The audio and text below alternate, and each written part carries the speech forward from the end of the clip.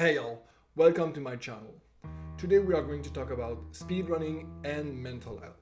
So it might seem a little bit weird to talk about those things together, but to me, speedrunning is as much a mental challenge than a physical one.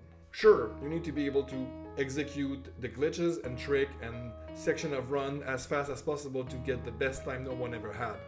At the same time, you could be very consistent in practice and totally choke it on a good paced run. I just want to say that I'm not a mental health expert. I'll put some link in the description if you need any help. Everything I'm talking about is based on my own experience, and your experience could be very different.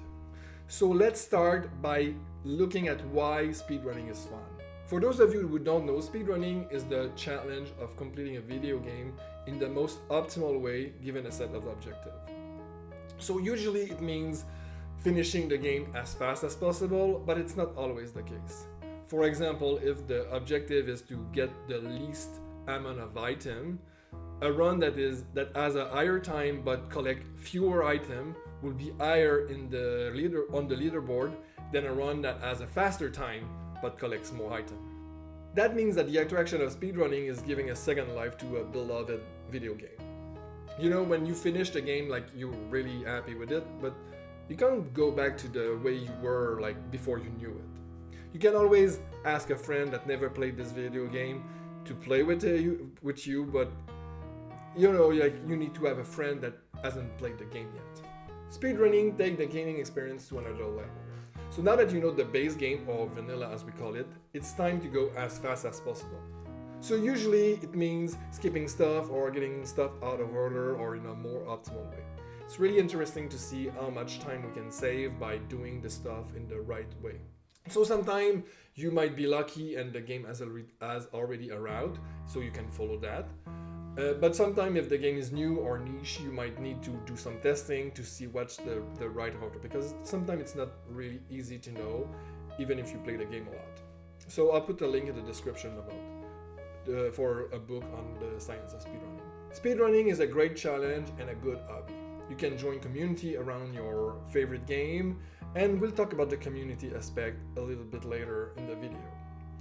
At the same time, too much of a good thing can be a problem.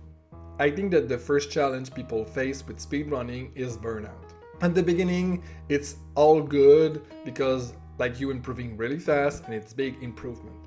Like, for example, when I started speedrunning Super Mario World 96 Exit, my first PB was 2 hours and 46 minutes. However, it took me about 6 runs to get under the 2-hour mark. So it's a 45-minute improvement. My personal best in this game is 1 hour and 28 minutes, and it took me about 81 runs, 600 attempts, and 9 months of grinding to get that time. So to get better time, you need to learn more technique, take more risk, and one failed attempt means that the run is dead. So if your mental health is not at its maximum, it can be very challenging. Another problem that speedrunners face is the need for perfection. And you can see that often with runners that reset too often, too early in the run. Even if the time loss is very minimal compared to the time saved that they have. And of course, from a certain point of view, it makes sense. You want a personal best, you want the best time that you can get. However, the problem is, once you get past the beginning of the game, like, you can't finish the run still because you lack experience.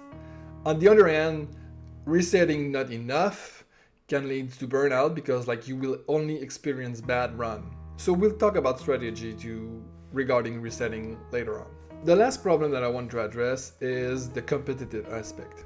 So sometimes people get too much caught up in the competitiveness of the speedrunning and they forget the fun part of it. So they start arguing about who is better on paper or in tournament, or like which techniques should be allowed or disallowed, and sometimes they forget about learning new stuff or exploring the game and having fun. So at some point it's become very stressful, and it kind of lead to other things like burnout and the need for perfection. Now that we know what the problem is, let's look at what it looks like. So This list is not exhaustive, it's things that I found in myself. I'm not particularly linking it to any other problems that we just talked. But if you see other signs in yourself, like please feel free to write them in the comments below. For me, the first sign of struggle with a speed run is that I become irritable. So in me, it manifests because I hit my desk or something, which kind of do damage to my best tools for speed running. Other people might lash out to their chat or like cut off the stream without saying anything because they're not happy. The second sign of struggle is a lack of focus. So speedrunning is not like normal gameplay. You need to pay attention to what you're doing, you need to follow a route, and sometimes some input are as precise as 1/60th of a second. So if your mind is not focused, like it means that you have some struggle, you can't pay attention to what is happening, and you might lose the run or your personal best. The last sign is the difficulty to start a run. By that I mean that you struggle to start your stream, or once you started to stream you spend time talking with the chat, or you just practice and you just don't doing anything. And it can be a sign of insecurity, like you are afraid that if you start running you might not be as good as your last run if you have a really good PB, or like it might be like that this will reveal that you in fact sucked. And sometimes the signs are more subtle. So we talk about banging things and cutting stream. Sometimes the sign is negative self-talk, when you tell yourself like, oh, I suck and something like that. And you see that often on higher tier runners. They tend to have this way of trying to manage stress and something like that. But it's not the LTS way. To me, it feels like speedrunning is a good activity to mirror your day-to-day mental health. And activity where you need to perform at your best are kind of like that. They allows your mind to express itself, and if you pay attention to the signs, this is a good way to improve your speedrunning experience, but also your life in general. Once you have identified the way you behave, you can now change your approach to speedrunning in order to better suit your personality. For example, if you had a need for completion, you can set more realistic goals. For example, when I was speedrunning Super Mario World, instead of trying to get the best time, I decided to do 50 runs in 50 days. And I really had to let go of this feeling of wanting to get the perfect run. Another thing is to manage expectation. If you expect that you will get a personal best every few runs, it's not really realistic. The truth is, the more you get better, the more difficult it is to improve. And managing expectation is remembering that failure is part of the journey. So sometimes you will improve very fast and your PB will melt like ice in the sun. And sometimes you will improve in more slower way, and continuing to try will lead to results. Another good thing is to know when to take breaks. We all have limits, and going beyond them won't do us any good. In fact, it's proven that taking breaks leads to better results. And sometimes jumping right into another run because you reset it or you finish a run is not necessarily the best strategy. You have to remember that speedrunning is a really mental challenge, and your brain needs to rest in order to perform at its best. What I mean by that is also taking longer breaks. Sometimes it's a good thing to stop speedrunning a game for a while. I did that with Super Metroid. I ran it for a long time and then I'm taking a break, and I intend to go back someday to get a sub 50 minutes. When? We'll see. Another strategy is to have a healthier view of reset. So what is an healthier view of reset? It's resetting based on a decision and not an emotion. The decision is based on criteria. So it depends on what you're trying to accomplish with this run. So if the run is to learn a new thing, new tricks, or new route, it might be a good idea to not reset until you have done this new thing or this new route, to make sure that everything ties up together. At the other end, if your goal is to get world record or beat a very good personal best, you might need to be prepared to reset more often. The last thing that you can try to improve is your relationship with your timer and your split. So the timer is a really good tool to be able to know where you are at compared to another run. And usually it's your personal best. However, it can be very discouraging or challenging if like you are at a really good pace and you get stressed and nervous to lose the run. And other time, like it can get discouraging if you are losing a lot of time because like your last personal best was really good, or all your time saved is in one place in one specific split. And what I like to do in this case is to use a component of a life split called Theory PB that takes all your time save and spread it out throughout the run.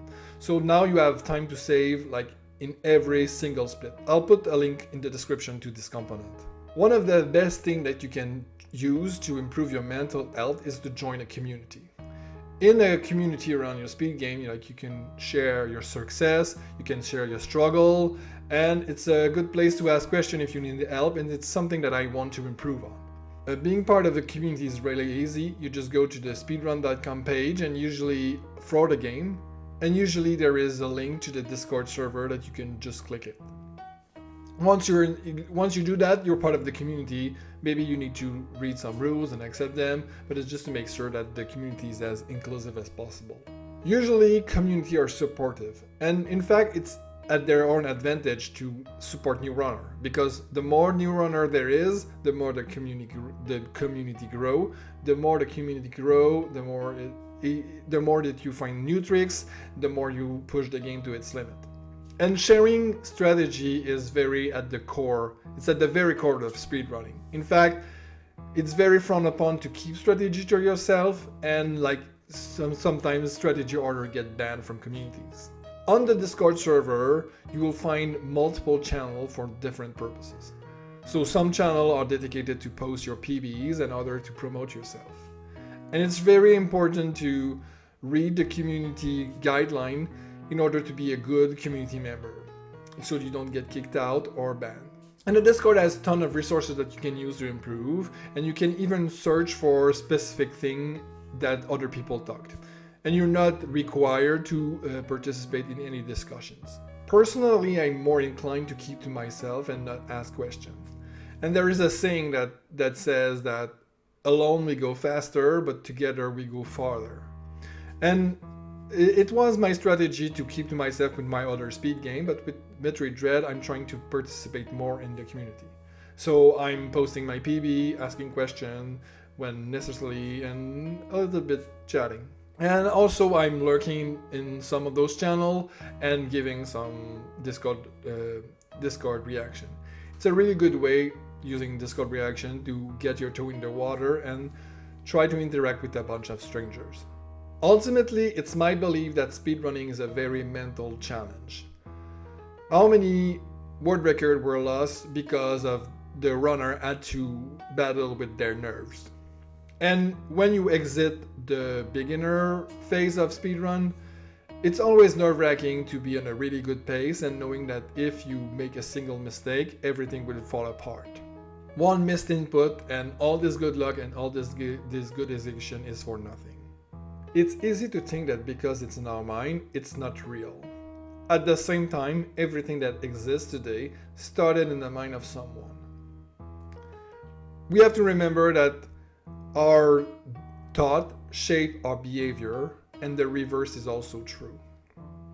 If you want to keep enjoying life and speedrunning, it's a good first step to keep a good mental health in order to have healthy behaviors. Thank you for watching this video. I hope you liked it. If you did, please leave a thumbs up. Don't forget to subscribe to the YouTube channel to see more content like this related to speedrunning and gaming in general. Until next time, bye bye!